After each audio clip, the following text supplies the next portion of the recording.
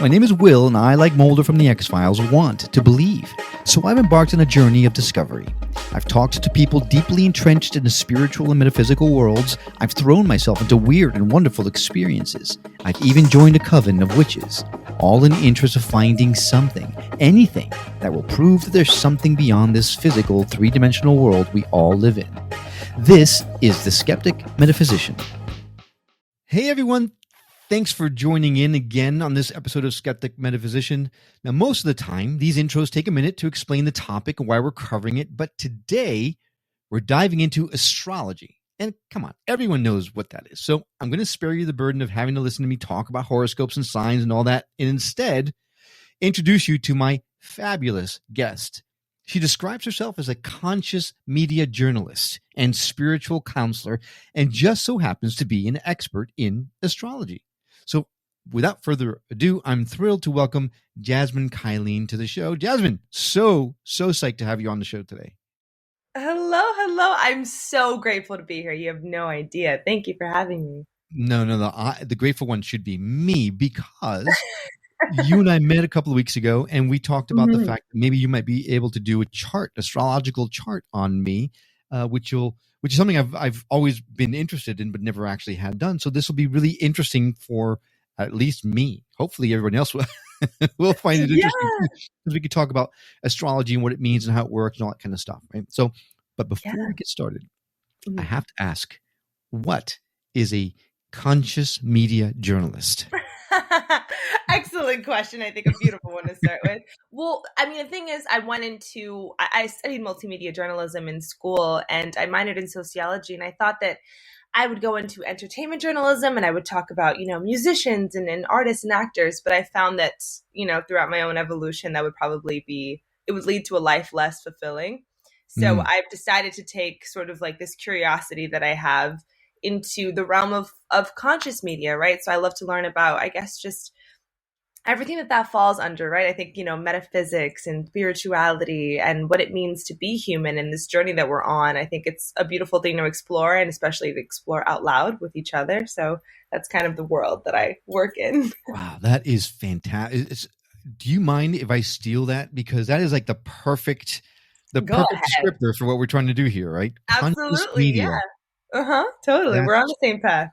That's fantastic. Now, I did a little bit of research into you, and your your credentials are impressive, right? And starting with TV Guide magazine, all these kinds of, and if you're listening to the show now and you want to Google Jazmin, her name is Jazmin.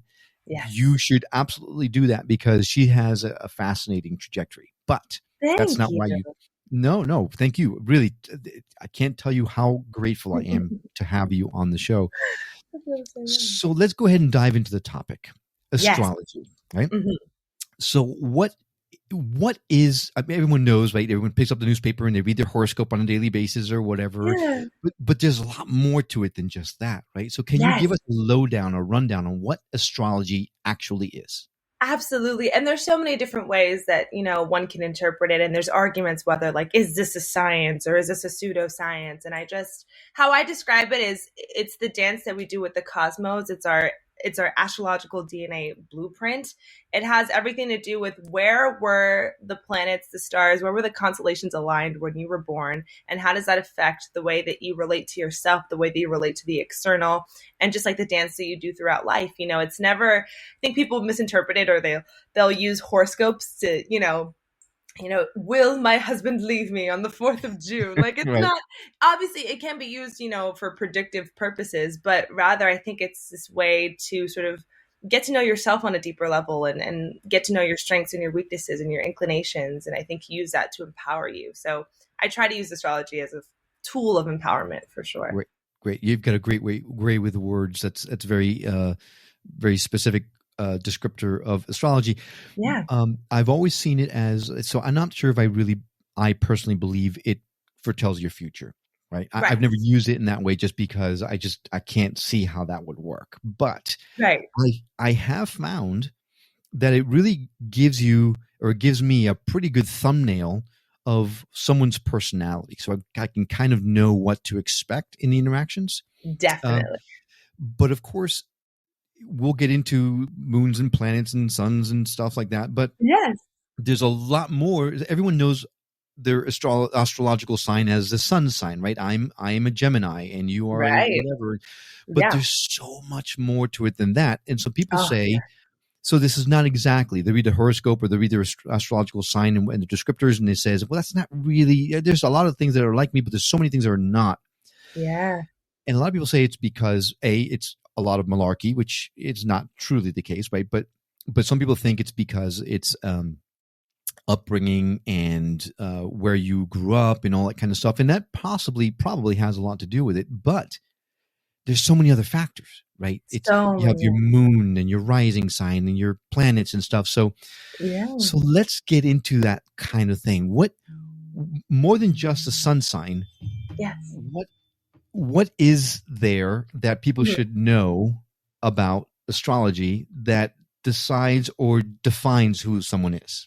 Absolutely. There's so many factors. So thank you for bringing that up, because I think people do get discouraged when they'll read a horoscope for like the sign of Leo. And they're like, I'm nothing like this. I'm less boisterous and I'm more calm. And the thing is that, yes, nature versus nurture is absolutely a factor, but um your sun sign is just, it's one element to your identity. You have your moon sign, which rules your emotional world. You have your ascendant, which rules kind of how you show up in the world. Your Mercury, which rules how you think. So there are so many elements that make up a person, because we are complex beings, as we know. And Right. so to not take the time to be intentional with looking into that will make your relationship with astrology kind of subpar, I think. Iffy, right? So, and that's what makes people go, huh? And I've actually physically heard. I mean, I know people who you're going to talk to someone about astrology. I mean, Yeah, that, people are very skeptical. Yeah. and actually, Wikipedia actually describes astrology as a pseudoscience, Mhm. which is, I mean, kind of insulting in a way to people who actually practice astrology, right? Yeah, no, I'm sure for many. Yeah, I just think whoever it's meant to find, it will find, and the people who are skeptical probably have something in their chart that would be indicative of that. You know what I mean? So just, Right, yeah, right. there's room for all of us. Right. Out of all the topics that we've discussed on this show, just astrology seems to be the one that people go, they're the most skeptical about for some reason. They just think, yeah, Yeah, there's no way that the positioning of a planet is going to actually affect who I am as a person when I was born or right, things like that. So, well, right, totally, rightfully so. I get it. yeah, I mean, we've talked a lot about on the show about how science can explain a lot, but sometimes in the metaphysical world, um, I mean, the advent of quantum physics now has put a lot of questions into what really is real, what's not, what can be explained, what can't be, and why. So the goal of this show is to come into it with a skeptical mindset, but with an open mind to understand how all these things work, and then let the listener make their own determination. Absolutely. And I think that I don't know, I think it's important for us to practice self, yeah, just like autonomy. But I will say that a lot of people who meet astrology with skepticism are sort of basing that perception of it off of what the mainstream has made astrology to be. And that's, quick horoscopes and like, little parts of magazines where you can read and be like, what will this week say? And so I said, there's so much more depth to what astrology is, and the relationship with astronomy. And yeah, so just, I would invite anyone to open themselves up to look into their charts and kind of see past, what is your sun sign? And I think you'll find that there's so much accuracy in it. Right, right. Well, so we're going to dive a little bit into my chart in a Yes. second.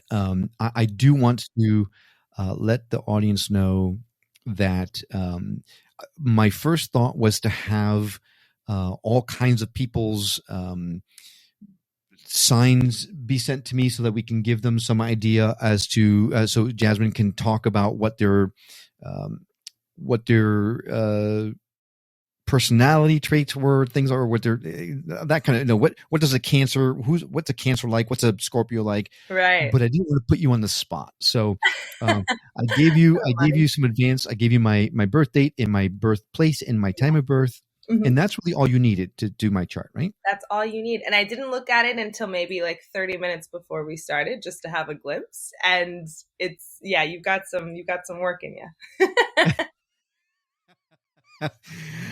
Oh, A that's such lot a going perfect way of on. explaining it. Right. So yeah, I am definitely a creature of incredible dichotomy. So I'm really curious to find out what you found about me. Um, but Yeah. talk to us. So I know that there is, before we dive into that, I know that there are Yeah. different types of signs, right? There's, uh, s- um, uh, is it fire signs, water signs, air signs? What are the All differences the between? elements in water. Yeah. Okay. Definitely. So they definitely, like I said, they're elemental, so they're ruled by different elements that you would find on Earth. So Earth signs typically are like the group, Virgo, Taurus, and Virgo, Taurus, and Capricorn, and they are ruled by the Earth. So there's an element of them that is very grounded, that is very present, that is very sort of on Earth and not sort of floating in the ethers like an air sign, Gemini, Libra, or Aquarius, like myself would be. And yeah, water signs are much more emotional: Scorpio, Cancer, Pisces. They're ruled by their emotion, they're ruled by the ocean. And the fire signs are kind of the ones that get stuff started: Leo, Aries, Sagittarius. And so, yeah, there's a dance that they all do with each other. And I think there's an element that is found a lot through astrology, which is balance, right? It's not sort of finding a way to anchor yourself in any end of the spectrum, but rather finding the balance and the duality within yourself. Okay. So I'm a Gemini. I was born in Yes, June. you are. And so can you tell me what are the typical characteristics of a Gemini? Yes. So your sun sign is Gemini for sure, which is like whenever we present ourselves of like what I am, it's what you're referring to your sun sign because it's kind of like the first thing that people are met with. And a Gemini sun, Gemini being ruled by Mercury, which is the planet that rules sort of the mind and communication, how we process information. There's something that is very cerebral about a Gemini. There's an innate curiosity about any and everything, a charm, just an innate way of being charismatic that I think a lot of people would work towards that comes a bit more naturally and innately to a Gemini. And I think sort of like why people, there is in the astrology world a lot of like stigma around like Geminis, like don't trust them. But it's because you have so many different layers to you that people can be met with different ones at different times. And people find it hard to sort of pin down who a Gemini is, you know? Yeah, absolutely. People tell me I'm a different person every time they meet me, and Yeah. I claim it. I am. In Yeah. fact, a regular listener to the show will recognize differences in my intonation and the way I speak to people, and I feed off of someone else's energy. So Yeah. if it's high energy, I give that back. If it's low energy, I tend to be more subdued. So there's a lot. I try to tell people that Geminis do have two sides. My two Right. sides is one is incredibly outgoing and Mm. energetic and out there, and the other side is very shy and quiet and Right. socially anxious and things like that. So those are my two sides. It's not like good and evil. It's just Never. outgoing Yeah. or introverted, right? So Totally. And what's funny, and there's more in your chart that's real indicative of a bit of like a tug of war between being seen and sort of hibernating and what is more concealed. And the I got reasoning you. why is because in astrology, we have our signs, right? So we have planets that are in certain signs, but those planets in those signs, right? So a sun in Gemini will fall into a certain house. And that house will tell you if the planet in the sign tells you an energy, whatever that falls into in a house will tell you how that energy is expressed. So, of course, Mm. looking into your chart, yes, you have a sun sign in Gemini, which is, just so expressive and so curious, explorative, and all of those beautiful things. But it falls into the eighth house, which the eighth house, and let me know when I'm like, okay, girl, you're getting very convoluted. No, I just found it funny because when you said the eighth house, your eyes went really big. So I'm really curious to find Yeah, out what what that yeah. means. But Well, because go ahead and basically, yeah. Mhm. yeah, and I can always I will you can speak as esoterically as you want, and I will always Beautiful. say huh Okay, and reel you great. back in so you can understand me. Right? So, I try to make it digestible as possible for like my clients too, so I'm pretty used to it. But I will say that the eighth house, the sun is a little bit in detriment in this house, and this is because the eighth house rules what is taboo, what is concealed, what people typically don't really want to look at, right? So like death, sex, and rebirth, and crime and mortality. So I say all that to say that I think it's actually a strength to have your son in this house because this is indicative of someone who is able to take these things that people don't really want to look at and to sort of face them head on, face them really bravely, and even make them part of your identity, right? So I think the fact that you have this role that you have, sort of exploring what people don't typically want to go past the basics of, makes so much sense for someone with the sun in the 8th house for sure. Okay. I thought, excuse me. Mm-hmm. I thought that you were, when you talked about taboo subjects such as death and sex and rebirth, I thought you were going to say something along the lines of, I'm a deviant who's afraid of being killed, or I'm about to go out and commit murder or something. So I'm glad that it was more benign than that. So. Yeah, I mean, that could show up in other parts for sure. You got some 6th house stuff, but 8th house just means that the sun likes to be seen and the 8th house likes to be hidden. So there probably is a bit of like a tug of war between how much do I want to be seen and how uncomfortable does that also make me, you know? Yeah, no, that explains me to a T. Like I just mentioned, there are two sides of me. One that's very, very out there, and one is very, very quiet and solitary. Mm-hmm. Yeah.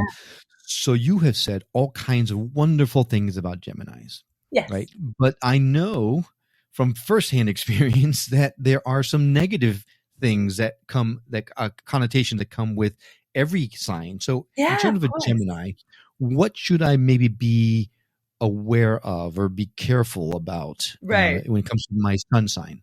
Totally. Well, yeah. So I do my best not to subscribe too much to duality. I think, good and bad, everything just is what it is. But I will say, like, the more difficult parts to deal with when it comes to having a sun sign in Gemini would definitely be, I think, this element of commitment, right? I think a lot of people can sort of place expectation on a Gemini, and the Gemini wakes up feeling differently than they did yesterday. They're going to act differently than they did yesterday. That means that maybe I don't want to honor that commitment. Maybe I don't want to continue showing up to something. They are so, a beautiful part about them is that they're so interested in so many different things at once, that at times they can have this habit of sort of starting a project here and starting a project there and starting a project there, and then just kind of leaving a couple of things with some loose ends undone and going on to whatever, like, they're just what's igniting them in that given moment. So I think finding structure and anchoring yourself and whatever like grounding and committing looks like is something to be intentional about for sure.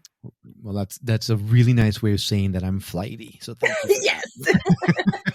Same though, so I get it. Yeah, but you nailed it right on, right? So I've always told everyone that I'm a builder. I love to build projects and hand them off to someone to execute. So that's what I do for a living, right? Mm-hmm. So it actually goes directly in with what you're talking about. So that's perfect. Absolutely, right. Yeah. So we've teased it, we've touched on it, we've talked about it a little bit. So let's just get into it. Let's just dive into it.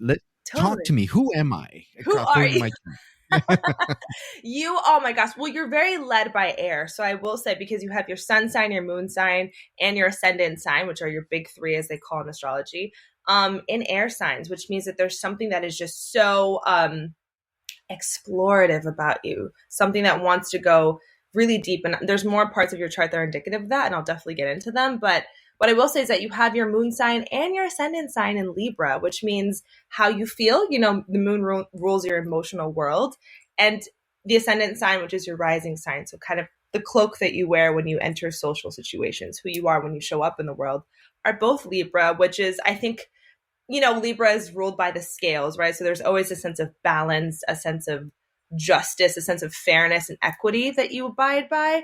And it's also like, I would say, if there's a name to give like a Libra moon or rising, it would be like the mediator. Like, you kind of like to be the middle ground. Like, I understand this perspective. I understand this perspective. How can I fuse them together and sort of be that bridge?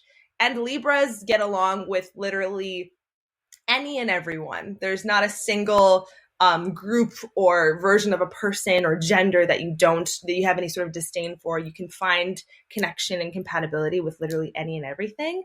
And if there were to be like a converse side to that, Libras really like pretty things. So at times there may be, and it's crazy because so much of your chart is indicative of someone who goes so in depth with everything that they do. I would assume it's pretty hard for you to like abide by surface level because of how deep you have the capability of going emotionally. But a Libra does like things that are shiny and new, and will kind of maybe get distracted by that. And especially like in loving relationships, there is that idea of like consistent infatuation. And I think it's a beautiful thing to dance with. A lot of like, for example, Kim Kardashian is a Libra sun, like she's known for beauty sort of being at the forefront. So know that you appreciate pleasure and beauty. Does that make sense? It does. It Okay. makes perfect sense. Perhaps not what someone like my wife would want to hear, but Right. yes, I think that's probably dead on. And but there is, to your point earlier Mm-hmm. on, there is a sense of oh geez, what's the term you use, where rigidness, or there's Mm-hmm. I've set routines, or I set things in place that allow me to maintain my groundedness, Yes. which counterbalances that flightiness and that social butterfly, in all cases, personality that's really intrinsic within me. Totally. Yeah. And you're just a very multi-layered being, I will say. And I was curious to know what your relationship with routine was, because, in astrology, we have the sixth house, which is ruled, or rather it rules, routine and discipline in our daily tasks and also our health. And you have Saturn and Chiron there. So those are both planets that indicate, I wouldn't say strife, but sort of like more difficult sort of karmic work to get through. So anytime I see a placement like that, it's either indicative of someone who abides by routine so deeply that it's hard for them to get out of it, or it's very difficult for them to sort of like cement themselves in a routine or to maintain discipline with like, I'm maintaining my health. I am doing this thing at every single day, at every single time. So have you ever like had that relationship with routine? Yes. In fact, if I don't have a routine, nothing gets done. I have to have a routine that I follow. And in fact, my routine, and people who've listened to the show know, my routine is I wake up in the morning, I drink my coffee, I meditate, I read a passage from some of the books that I'm into. Yeah. I post some inspirational things on social media as a way for me to get affirmations out there. Right. And then only then can I, fill my own cup before I can then go into the world and fill others. Right. So beautiful. I've got to do that.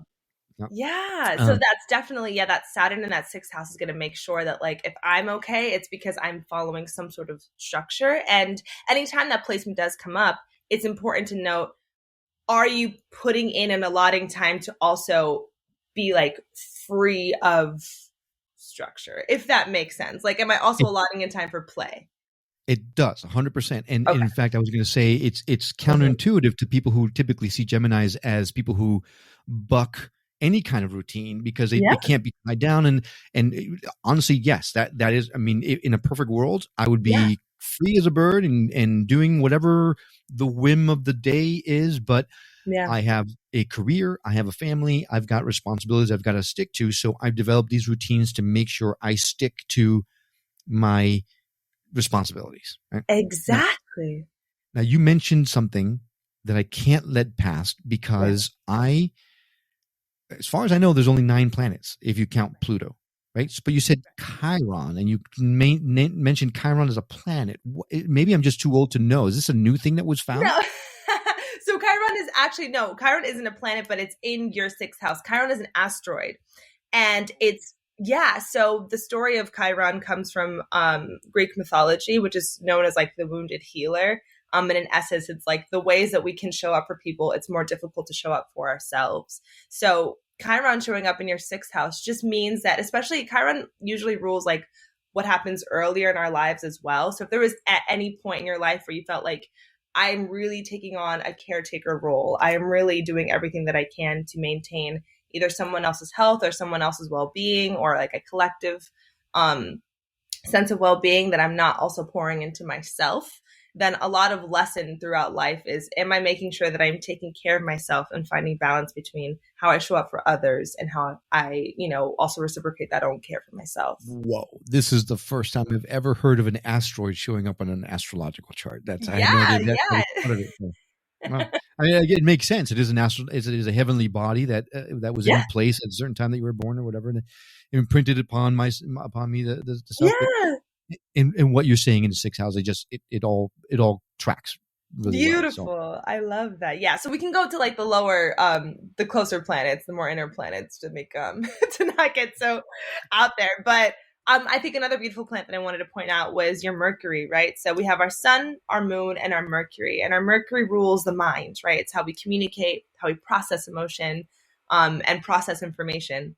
And you have that in the sign of Cancer, which means that sometimes when you communicate, it can come from an emotional space rather than a logical space, which I think is a beautiful way to navigate life, right? Being led by how we feel rather than like rationalizing every single thing.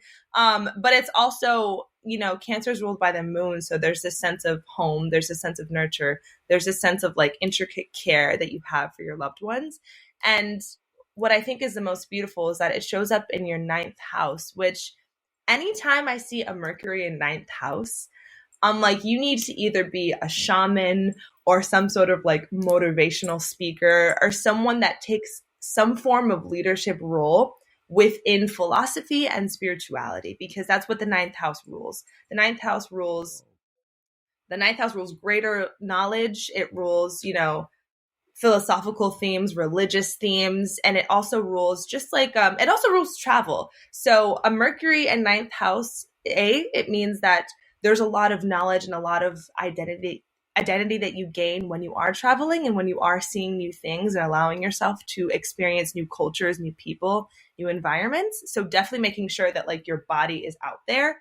But ultimately it means that the way you process information is through the lens of philosophy. There is no way that you can go deeper to things. There's no way that you can't like pick apart themes and ideas. You have to. And the way that you do it is so innate, so seamless, that it would only make sense for you to assume some sort of role of leadership within leading people through how they want to look at the world philosophically. you are blowing my mind. Okay, so when people are talking about astrology, they say that the biggest hit is, it's so vague. It could pertain to anybody. But you are talking really specific things that hit right at the center of who I am, which is blowing my mind. So totally, wow. yeah. Wow. Well, that's the thing. Like, for example, I could say, you're so, gregarious because you have a Gemini sun. But if you don't go actually into your chart and don't, realize like, but that sun is in the eighth house, which means there could be some restriction in the way that you express yourself because of the fact that the themes you love at times can be heavy. So like,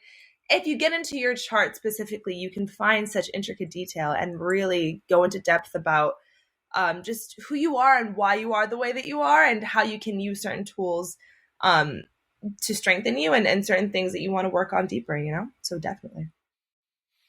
Wow. Okay. We can keep going. I wanted to say that. Yeah, no, I'm glad that we took a pause because I do need to kind of absorb some of this information. It's I didn't know what to expect, but I didn't expect you to nail me quite so completely, quite so soon and quickly, just by having the 3 bits of information I gave you. Totally, yeah. So, but yeah, let's go ahead and keep going because okay, cool. I can't imagine what else you could tell me. Oh my gosh. Yeah, no, there's so much. And I will say that you're exactly where you are meant to be, because so Neptune is an outer planet. I'll get more into the inner planets, but I want to note that Neptune is an outer planet, which essentially rules like, and it's so funny because so much of your chart is indicative of like the metaphysical, and Neptune is exactly that. It rules just spirituality, out there themes, the esoteric, and just anything that can't really be understood easily, like just basically what is boundless and what's limitless. And you have that in your first house. So the first house being the first house, it rules your identity. It rules kind of how you show up in the world and who people know you as. So to have that larger than life planet within your first house means a lot of different things. It means that you can be someone who is a little bit daydreamy, a little bit imaginative. And some people have to be like, hey, like, are we thinking rationally here? Like, are we back on Earth? And so we're back to flighty. Sometimes that placement can also not struggle, but have a relationship with like escapism, like mental escapism. Like if I can't physically go, I'm kind of just going to mentally go there. But it also means that there's such an intimate relationship with the things that people just don't really understand what's taboo. And that can maybe often bleed into someone growing up feeling a little bit misunderstood, feeling like they see beyond what others see, and feeling like they kind of have to like shrink themselves in order to fit what like would make most people comfortable. But growing into purpose means growing into the fact that that is your purpose. Like the fact that you were able to make to be that bridge, right? That Libra, the bridge between the 5D and the 3D, to understand these large themes in such a human way and to dedicate and have discipline in the way that you relate to them is so much of what you're supposed to be presenting to the world. So I look at you and I'm like, oh, you're so in alignment with what purpose is for you. Honestly, do you feel that way? Do you feel like that? I do. In fact, Yeah. a story that I tell my friends all the time is the time where I was much younger, and my mother and my father kept saying, "Just get a job, and I refused to because I always told them I need to find something that I love to do. I just Yeah, can't just you have to. decide just pick up a job just for the sake of the other job. So I'm going to stick to my guns." After much later on in years, I just had my mom here visiting for the first time because of the Nice. pandemic, Yeah. the first time in a couple of years, a few weeks ago. Yeah. And she turned to me, she said, "Will," and she shared the story to my family, which was great. She said, "You were right. You were right to hold out, because now I see your life. You're purpose driven. You're Yeah. enjoying what you do." And I tell everybody, what I do is not work. I play for a living. It's fantastic. So it does fit perfectly. Well, I have to say that that is so much of the secret to unlock your chart, because of the fact that the 10th house rules career. It rules how we experience success, how we build a platform in this world. And you have Venus and Jupiter there, right? So let me look and see what sign Venus is in for you. Venus is in the sign of Leo for you. I love this placement. If anyone is like looking for just like an ideal companion, I would tell them to look for a Venus and Leo, because there's something that's so like, look at my partner about that placement. So Nice. a sense of play, a sense of, there will always be something childlike in the way that you relate to just other people and relationships, and how you express love will always have a sense of just childlike nature, not in an immature sense, but rather in a playful sense. And so, but also I think everyone knows that Leos are they have an assertive sense of self, right? They understand that they are deserving of being seen. And you have that Venus in Leo in your 10th house, which is success, career, how we experience sort of prosperity. And you have that alongside Jupiter, which is a planet of abundance. So I say all of that to say this placement is indicative of you find success when you are making sure that what comes first and foremost is love of what you're doing, love of the fulfillment that it comes alongside, and just like love of life. And within that, there is like, because there is sometimes with Saturn in that 6th house, there is an attachment to like doing things rationally and maybe, satisfying what makes more earthly sense, right? Like maybe consistency and structure is worth, the forfeit of my own, joy. But that Venus and Jupiter are saying like how you find consistency and structure is by honoring joy. So know that by taking those steps that are led by body, you are always going to find some form of success for sure. And another thing that I wanted to mention is that do you want to comment on that at all before? No, I'm glad that you clarified not immature. Not But immature. childlike. No. So thank you for that. No, but go ahead. Yeah, I'm fascinated.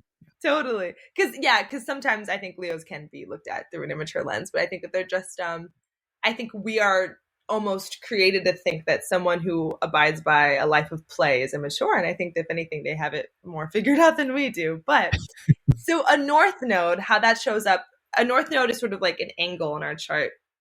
And I always call it like the North Star. So it's what we're going towards. It's what we're supposed to build towards. But if you have a north node, that means you have a south node. And that south node is kind of like our comfort zone. So where we can choose to stay if we don't really want to, grow in life, and if we're more comfortable with stagnancy. And so your north node is in your 7th house, which is the house of marriage. And it's the house of relationships. And it's the house of basically just, how we relate to people outside of us. which means that that south node was in your first house, which is the house of self. What that means in a digestive manner is that your comfort zone may have been in how you related to yourself, and knowing that, like, as long as, and especially because a Gemini is so independent, that you may have found a lot of comfort in simply kind of doing things independently, doing things on your own, and living not a life of solitude or isolation at all, actually, because of the fact that Geminis are so sociable, but rather that, like, at the end of the day, if only I have to take care of myself, I'm good. And so much of life's purpose for you, if you follow your North Star, which I feel like you absolutely have, is finding that balance between others and yourself, and really building a life and a family where you show up authentically, and where you are challenged to forfeit a little bit of, like, the time that you would pour into yourself, and know that it's almost more fulfilling to grow through that. So does that make sense for you at all? It does. It makes a huge amount Yeah. of sense. And everything that you're saying is really complimentary. And I mean, it's lovely and it's wonderful. Do you want me to I say a do, bad thing? well, not necessarily a bad thing, but for example, I in the past year-ish or Mm-hmm. so, I've done a lot of self-reflection, and I've Yeah. found some things within myself that I'm not real thrilled with, that I'm actively taking steps to correct. Yeah. I have lived really my entire life very ego driven, very judgmentally. I'm really trying to be more connected with the soul path than I have been in the Yeah. past. I've made some very dire mistakes that have almost cost me everything. I've learned from them, but Mm-hmm. what makes that happen? What would start my life path so negatively, only Mm-hmm. to be confronted with this, like, reality of you're screwing up, fix it, and then suddenly be so committed to fixing things? Oh my gosh. Well, you have a couple of things that would indicate that. And I think, honestly, if we go back to that sun of that eighth house, right? What is hidden has so much to do with our identity. And I think that sometimes the eighth house is a heavier house that people don't want to look at, because it also rules it rules inheritance, it rules money, and sometimes, like, money sort of being at the forefront rather than deep purpose and fulfillment. But it also just means that there are certain parts of ourselves that we don't really want to look at. And with that sun being there, it's almost like being forced to look at it. But I think what's more important to indicate is where your moon is. So, like we said, your moon is in Libra, which is, I think, a beautiful placement as far as, like, being that mediator of life. But you have it in your 12th house, which the 12th house, I think, is one of the more intense houses. There are 12 houses, so it's the last one. And it has a lot to do with what's in the subconscious, and it has to do with our shadow world a lot. So if you ever are embarking in shadow work, which I feel like you kind of hinted at or alluded to, having your moon there, which is your emotional world, is going to be a really, really, really deep, profound experience to have in relation to how you identified by your emotions, right? So the moon being in the 10th house means you feel very deeply. There's a lot of intuitive and psychic ability, but it also means that you can drown in your own mistakes, in your own, louder voices, in the ways that maybe you hold yourself um, back simply because of fear or anxiety or just, like, subconscious dread. But you also have your Mars right there. So that can also be indicative of, like, sometimes when our Mars is in our 12th house, it has to do with, like, a weird relationship with anger, either not feeling like your anger can be properly expressed, or that it's expressed in a way that's unhealthy. So a big, not obstacle to overcome, but rather, like, something to be intentional about when moving forward in life is, what is my relationship with anger? And is my anger, because it's next to that moon in that 12th house, anger and emotion, what's their relationship, and how can I make sure that I'm actually intentional with expressing my anger through communication? Does that, yeah, it looks like it makes Oh my sense. gosh! If I thought you blew my mind before, this is I mean, Yeah. you hadn't even touched anything until now. Yeah, yeah, Uh, yeah. and I never mentioned anything to you about anger, but the fact No, no. is, I classify my past uh, actions, or my past personality. I've been Right. I've been extremely and an extremely angry young man. My whole youth was spent in anger, Yeah. and which then turned Hmm. into something that only recently have I realized a lot of the interactions I've had with people have been a direct response to my coming at them from anger. Even though I'm not angry Hmm. at them, my motivation in the way that I'm communicating with someone came from an anger inside myself. Yeah. So I'm having to change that, actively having to change that. And that's probably the hardest thing in the world to do because Yeah. it's been such a big part of me my entire Yeah. life. So I know. nobody knows that. So for you to bring that out, my gosh, I can't even believe. Yeah. Well, I do want to say that. So Venus rules are divine feminine, Mars rules are divine masculine. So having, how we express our divine masculine in a house that is so subconscious, that is so hidden, that can sort of like rumble to the surface.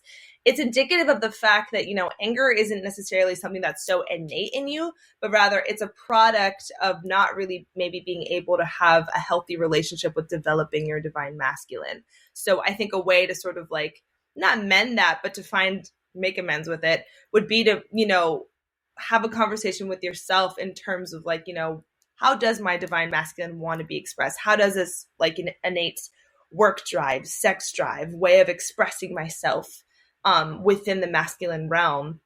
How can I channel that healthfully and not, sort of project it, spew it, or let it be emotionally led and let it go, rabid. But yeah, yeah, let's talk about the pretty things. But yeah, the thing is our charts are everything, and they're so indicative of not only just who we are, but how a lot of our circumstances have molded us, right? Having Venus and Jupiter in the 10th house also means that there's a really I would say an intricate relationship with like paternal figures in your life and just like men in typical. So it would make a lot of sense why a lot of different things like that would sort of develop. But I think it's beautiful because it also shows you, okay, like what can I be more intentional with working on, and what are my strengths, and how can I, magnetize those a bit more.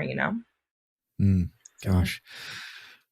Uh, Honestly, a little overwhelming. I'm glad we're recording this because I'm going to have to listen to it a couple of times to really let it all sink in. That's a lot of Yeah. information that you just got off of a birthday and a place of birth and a time of birth. I mean, that's amazing. That's really astounding. It's I think my favorite thing in the world. I do a lot of things, and one of my favorites is just to read people's charts because we always leave a session. I feel so intimately connected to every person that I read the chart of because there's a sense of Mm. vulnerability that you kind of have to forfeit. Um, and there's also a sense of connection that you always inevitably feel. I see so much of myself in you and in every person that I've been able to read because I think it connects us deeper when we realize, that we're products of this earth and there is no separation between universe and human. It's all one. And so why wouldn't we be ruled by this universe that we are made up of? It seems easy to me, but yeah, it's so much information that you can pull. And if you ever want to like go deeper, like just one-on-one, like record it for ourselves, I would absolutely love to. But otherwise, I would encourage anyone to um look into their charts and just see what they find out about themselves, for sure. Yeah. And you do this for people on a regular basis. So if somebody I was do. interested in reaching out to you to get their chart, Yeah. and also a lot of I mean, if you go to Yeah. your website, you can see all the different things that you do, and it's really astounding. We didn't even talk about spiritual We didn't need communicating, and to. I mean, there's a lot that you do. Honestly, I'd love to have you back on the show because we have so much more to talk about. Yes. And maybe get some other people's birth dates and see if what we can find. But Yes. if someone wanted to reach out to you to Yes. get one of these done, what's the Yes. best way for them to do so? Oh, yes, totally. Well, that would mean the absolute world to me. You can visit me on Instagram at Jazmin Kylene, JazminKylene, or visit my website by the same name.com. And yeah, I mean, I do natal chart readings. I also do spiritual counseling. I do workshops. I do a lot of things, but I just, yeah, I think it's such a beautiful way to feel more deeply connected to not only to yourself, but to each other. So if you ever were interested, I'm always available. And not very often that I can say this, but but you are a beautiful soul inside Thank and out. you. So Praise the the, world. the energies that come from you, it very nurturing, very lovely, really wonderful, very relaxing, casual, and comfortable. Thank you. I can't recommend you enough. I mean, just these 44 minutes or so that we've been talking have given me so much information that I do plan on going back and revisiting. And I'd love to take you up on that one-on-one, because there's our listeners have just heard, I've just learned an awful lot about me. Which is a good and a bad thing, but maybe we should leave it here. I know, but do we want to get too intimate? Yeah. But certainly, if anyone's interested in reaching out to you, gosh, I can't even recommend it enough. This has been really wonderful. That means the Absolute world. pleasure meeting you, and thank you for being open to coming and talking to me about this stuff, because it's just fascinating. Thank you for having me. It means the absolute world. Thank you. Yeah.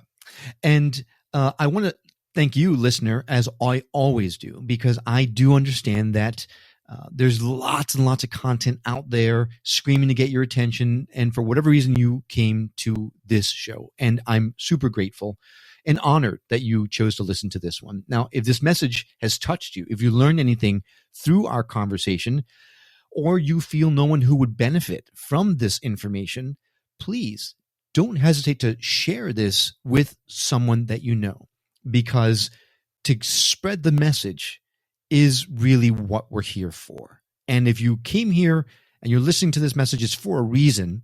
So let's help other people that might have a reason to listen to this message get it.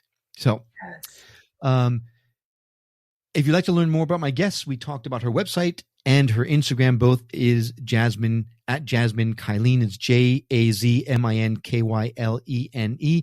I'm going to lay in direct links to those in my show notes, so you can just go to them and click on the links directly, so it's easy. And as always, please don't forget, you can send me a voice message on speakpipe.com/skeptic metaphysician. I love to hear your thoughts, your comments, your questions, your feedback on the show, the guests, anything. It's the only way that we're going to bring you the content that it's going to really energize you. So I also love sharing people's stories. Love to share yours too. So please feel free to reach out if you'd like to come on the show. You can join me on Facebook at The Skeptic Metaphysician. Links to my social media platforms and SpeakPipe access are all in the show notes as well. I do have an Instagram account under Skeptic Metaphysician that you can follow as well if you're interested. Well, that's all for now. Thanks again for listening, and we'll see you again in the next episode of The Skeptic Metaphysician. Until then, take care.